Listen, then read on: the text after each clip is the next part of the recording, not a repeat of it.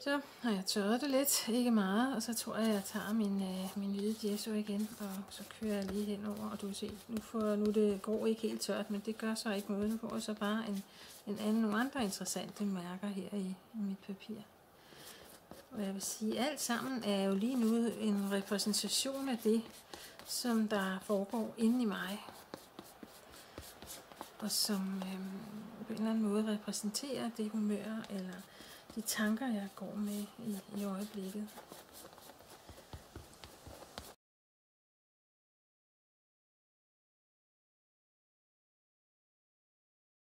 Så må jeg se, om jeg kan finde noget i denne her, som jeg synes, jeg kan bruge. Det er stadigvæk bare hvid gesso, jeg bruger her, til at køre hen over mit papir. Du behøver som sagt heller ikke sådan en bagespartel her. Du kan faktisk godt bruge kreditkortet til det også. Eller hvad du nu har til det.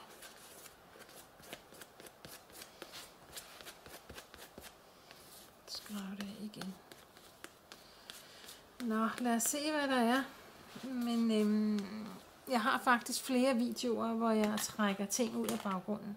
Så i stedet for at begynde at lede efter noget i denne her, så tror jeg faktisk bare, at jeg vil bruge min blyant og tegne et ansigt for eksempel. Og stadigvæk, det skal ikke være noget pænt. Det kan også være en tændstikfigur eller noget andet. Men lige nu, der har jeg lyst til at tegne et ansigt. Og det kan så bare være sådan, fordi det er ikke helt tørt det her. Det er meget godt. Og som sagt, så behøver det ikke at være pænt. Nu betyder øjne meget for mig. Så derfor så starter jeg som regel med øjnene. Og nogle gange så behøver de ikke at være lige store øjne eller ens øjne. Så lige nu har jeg lyst til at lave forskellige øjne.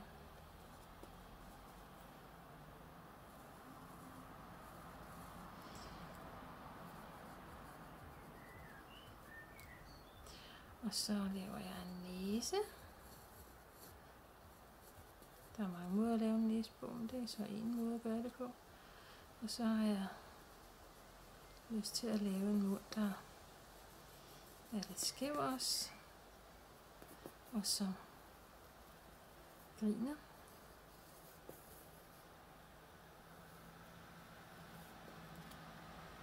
Så kan vi lige tage nogle tænder her også. Sådan.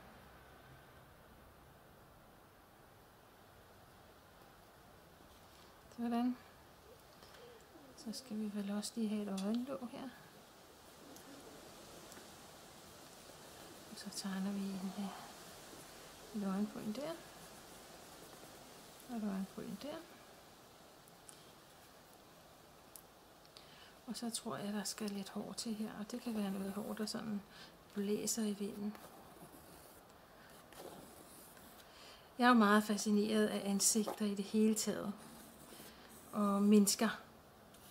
Og derfor er der tit enten ansigter på mine billeder eller figurer. Og hvis du er mest til landskaber, så er det da det, der vil være mest af på dine figurer. Og nu vil jeg så også lave en sol, fordi at, det har jeg lyst til i dag. Og det behøver man jo ikke, og det kan man jo gøre fuldstændig, som man selv har lyst til. Og så vil jeg også gerne have, at man har nogle vinger. Jeg har noget med vinger og engle. Så der kommer lige lidt vinger på hende her også. Så har jeg noget at male nu, så vil jeg gå videre med det. En måde for eksempel at få en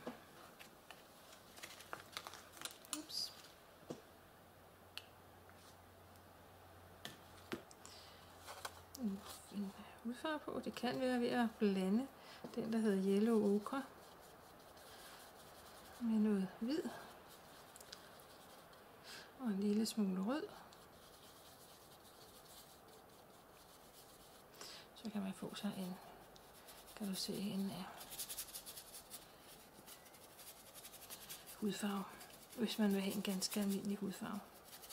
Nu er det jo ikke det, jeg vil, så jeg vil tillade mig bare male løs igen på min helt egen måde, uden at det skal være på en bestemt måde.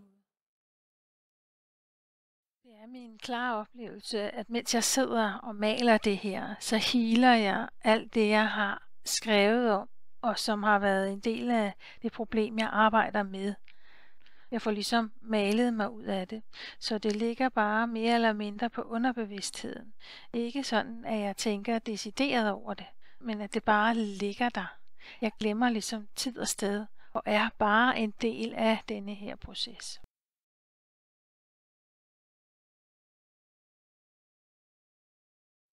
Der er noget utroligt befriende ved at male på den her måde, hvor du ikke behøver, at det ikke skal være perfekt eller noget. Du kan bare sidde og slappe af og nyde processen, uden at begynde at gøre så meget ved den.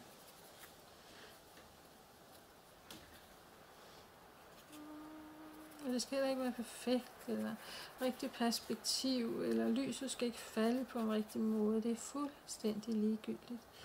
Altså, man behøver ikke at være tro mod noget som helst andet. Lad sin hånd lave arbejdet.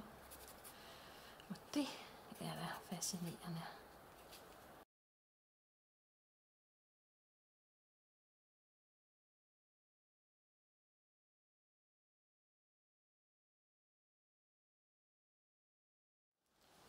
Nå, nu er jeg snart til at blive færdig med hende, fordi jeg ved jo, at jeg også kan nå at redigere den her film. Og det tager ret lang tid at gøre det.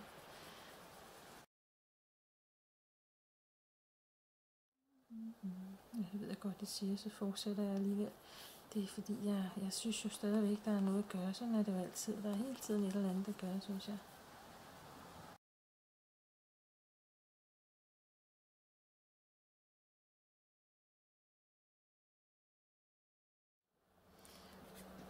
Nogle gange, når jeg får fat i en lille pensel, så kan jeg godt glemme igen at skifte til en større pensel. Og det kan jo både være meget sjovt, og det kan også være irriterende, at man ikke rigtig kan farve et stort område. Det kan man ikke med sådan en lille pensel. Og en anden ting, jeg også har en tendens til, når jeg har en lille pensel i hånden, det er at blive meget mere detaljeret. Så det kan være en god idé at gå tilbage til den store pensel lige så snart, at du har lavet det, der sådan skal være omkring dit billede. Fordi hvis du begynder at være perfektionistisk omkring det, så mister det stadigvæk også sin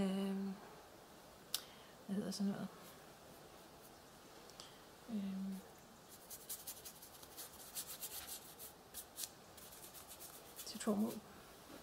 Fordi det handler jo ikke om at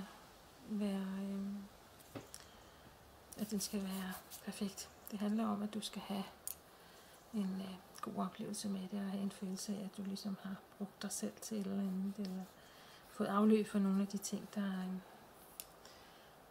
ligger og fylder.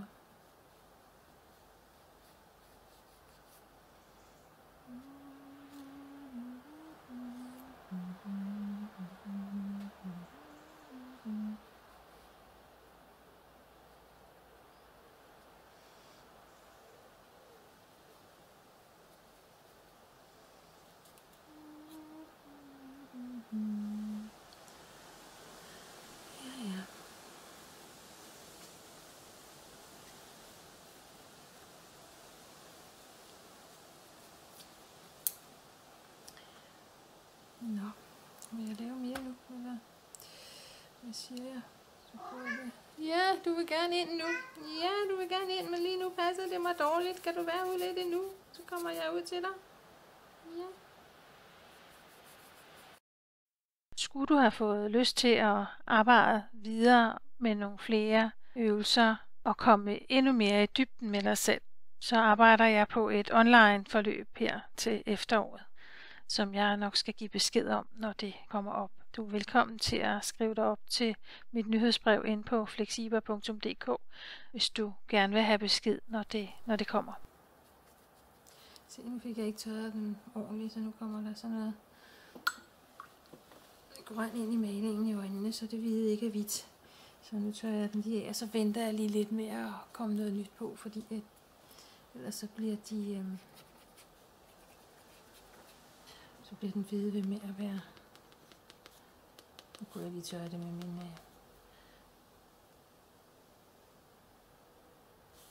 føntør, men det gider jeg ikke lige.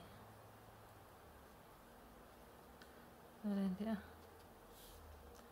Og så gør vi det her også.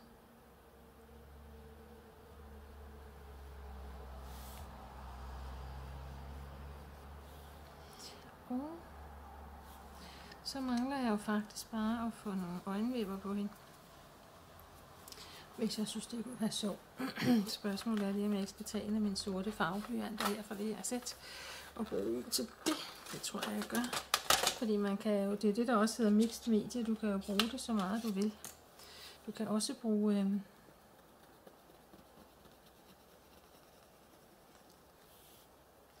dine farver til det her, hvis det er det, du vil. Eller jeg kunne have brugt den sorte.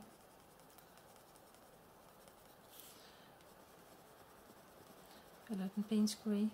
Og det gør jeg måske også om lidt, hvis ikke jeg synes, den her er sort nok. Der findes en sort Marks All-blyant også, som jeg faktisk bruger rigtig meget, og som du også kan vælge at investere i. Jeg ved faktisk ikke, om man kan købe dem herhjemme. Jeg bestiller det hele over nettet.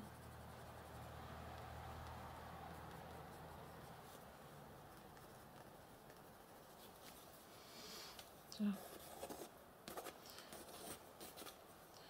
kan vi bruge den til at have lidt farve indover. Sådan. Og så tror jeg faktisk, at jeg vil sige, at nu skal jeg bare finde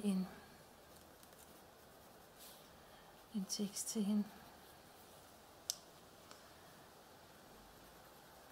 Så hvad skal jeg skrive? Fordi det er meget godt at lige skrive et eller andet på denne her, når du er færdig, så du kan huske, hvad det er, der er, hvad der har været issued her, hvad du har healet. Ikke fordi at det er meget, altså når man går tilbage i sin egen mailbogbøger, så kan man godt se, altså man kan godt huske, hvad det var, man gav slip på.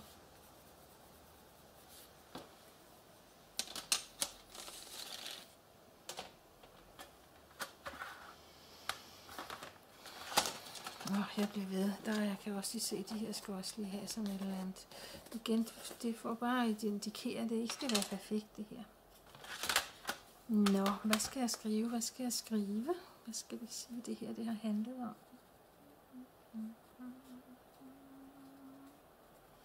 Hvad har det handlet om?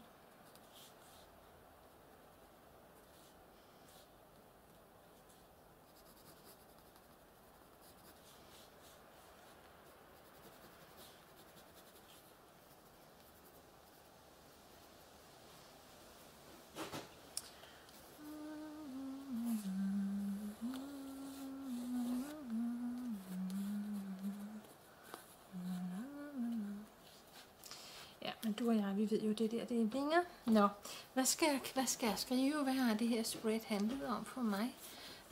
Det kan være, hvad kan det være? Man kan også bare skrive nogle sætninger, hvis du hellere vil det. Men jeg tror, det handler om håb for mig. Så jeg skriver håb her, og det kan jeg jo bestemme selv, hvordan jeg vil skrive det. Det kan være sådan her. Jeg bestemmer jo fuldstændig selv, eller har jeg i hvert fald selv. Jeg er i hvert fald den, der fører hånden, lad mig sige det, for jeg ved ikke, om jeg bestemmer. For jeg har ofte en oplevelse af, at det ligesom kommer ud af sig selv. Og jeg tror, jeg vil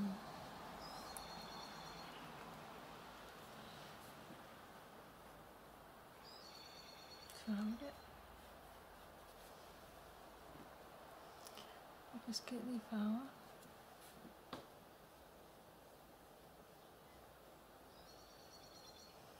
Jeg kunne også bare lade den være en del af siden her, uden den gjorde noget, stå her af sig selv. Så nu fik jeg blandet blå og rød. Og det giver selvfølgelig lidt lilla, kan man sige.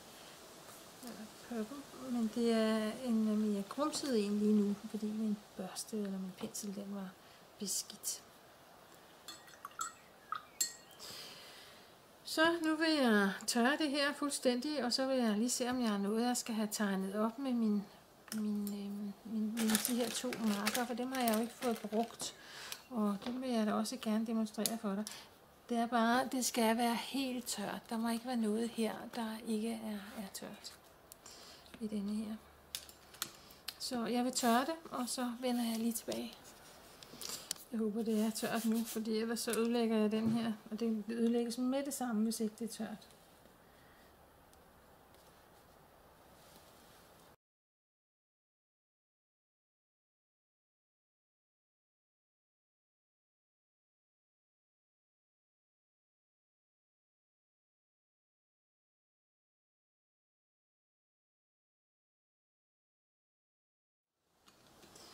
Så er der denne her. Man kan godt have lidt.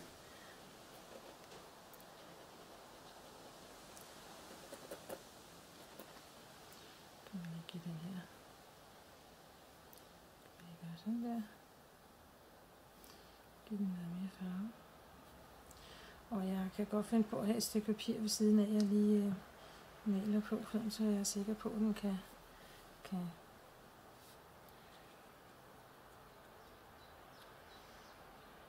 farve fra sig.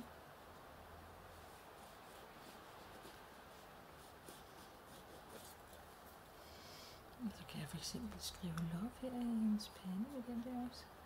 Det behøver jeg ikke, men det kunne jeg gøre. Og kærlighed, det betyder også rigtig meget for mig. Og ømhed. Skulle jeg finde et sted at skrive ømhed? Ja. Ømhed.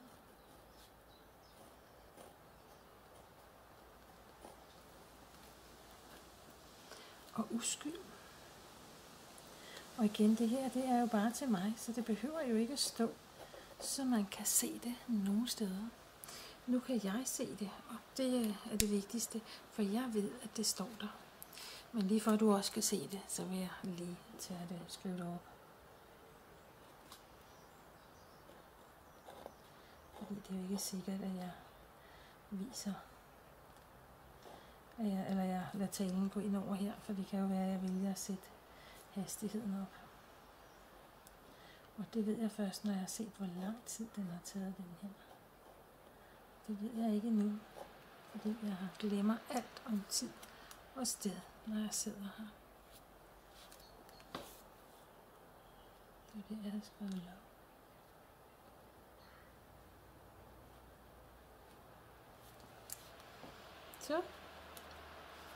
Så kan jeg eventuelt skrive dato på, så ved jeg, at det her var den...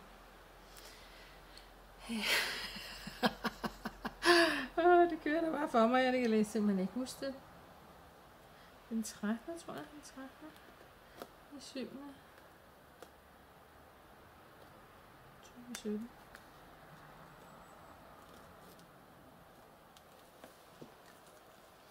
Så.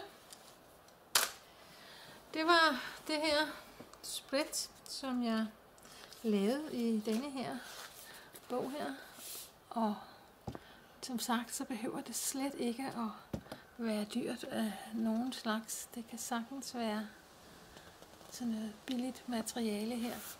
Og så kan man jo altid, hvis man finder ud af, at det her, det er bare noget for mig, så kan man jo, investere i noget, der er endnu dyrere. Eller ordentligt materiale, fordi der er helt klart en forskel på den her slags materiale og sådan noget ordentligt. Men jeg synes, det er sjovt at arbejde med det her. Og det giver altså en helt enorm frihed, at jeg ikke behøver at passe på, fordi det er noget virkelig dyrt materiale. Og det er det jo ikke. Sådan var det. Jeg håber, du har glæde af den her lille tutorial. Og så vil jeg ønske dig held og lykke med projektet. Nu vil jeg lige samle alle materialerne. Jeg vil lige være sikker på, at det her det er tørt. Jeg tror, det er mere eller mindre tørt. Og så vil jeg lige gentage, hvad det er, der har været med i den her tutorial. Altså som sagt, den her mappe, som jeg har brugt en limstift til at lime siderne sammen, og så har jeg brugt hvid gesso på den, inden jeg startede med hele det her projekt. Sådan. Det var den, jeg havde brugt. Og så havde jeg brugt hvid gesso her til at prime siderne med. Efter jeg altså havde brugt den der limstift, som det lige nu lykkes mig så at få smidt væk. Så har jeg, nej, den er her. Der var den. Og så har jeg brugt mine farveblyanter, og det kan sagtens være farveblyanter, der er vandopløselige, så det er en slags akvarel. Så har jeg brugt mine pensler. Jeg har brugt faktisk kun 2 pensler, og jeg har brugt min dejspartel her til at arbejde med.